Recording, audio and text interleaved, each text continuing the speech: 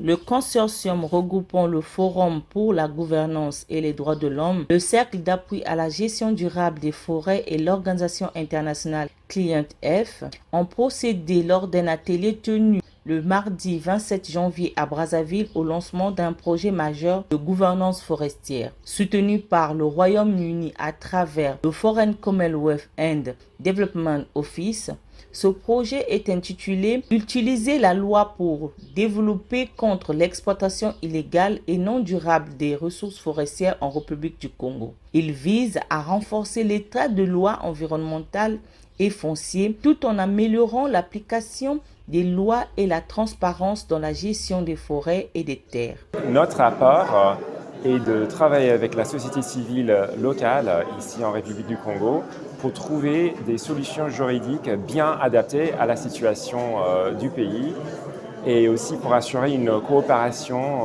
entre la République du Congo et les autres pays de la région et l'Europe.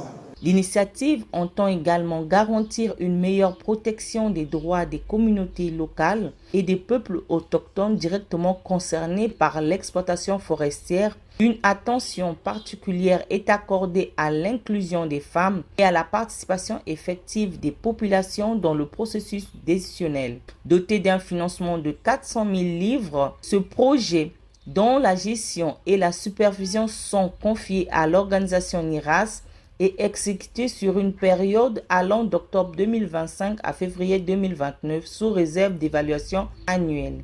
Les activités prévues portent notamment sur le renforcement des capacités juridiques de la société civile, l'analyse des textes forestiers en cours de réforme, le plaidoyer, la sensibilisation et le suivi citoyen indépendant du secteur forestier. Il y aura des consultations des communautés locales et populations autochtones, ainsi que de la société civile, des femmes, avant que chaque loi soit adoptée. On va prendre les préoccupations de toutes ces parties prenantes, donc les communautés locales, populations autochtones, société civile, les femmes, les jeunes, et on va les verser dans ces projets de loi qui vont réguler le secteur des ressources naturelles, donc les forêts, les mines, l'aménagement du territoire, l'agriculture aussi. Ce projet s'inscrit dans le cadre du programme Regional Forest Government Market and Climate, mis en œuvre dans 6 pays d'Afrique, dont le Congo. Il intervient dans un contexte d'accélération des réformes forestières marqué par l'élaboration des décrets d'application du Code forestier.